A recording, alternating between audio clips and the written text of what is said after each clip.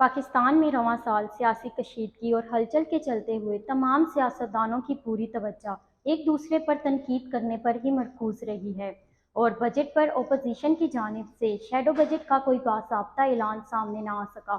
آخر یہ shadow budget ہوتا کیا ہے؟ شیڈو بجٹ میں مختلف اپوزیشن جماعتیں ہر سال آئندہ سال کے حکومتی بجٹ کے متوازی بجٹ اقدامات اور سفارشات پیش کرتی ہیں، جنہیں شیڈو بجٹ کہا جاتا ہے۔ شیڈو بجٹ میں حکومتی بجٹ سے ہی مدد لی جاتی ہے، جبکہ آمدنی، سفارشات اور ترقیاتی کاموں کی تفصیلات مختلف ہوتی ہے۔ اگرچہ یہ روایت پاکستان میں بہت پرانی نہیں اور نہ ہی یہ ہماری پارلیمانی سیاست کا مستقل فیچر بن پائی ہے، جبکہ اس سلسلے میں پاکستان پیپلز پارٹی، متحدہ قومی موومنٹ اور پاکستان تحریک انصاف پیش رہی ہیں۔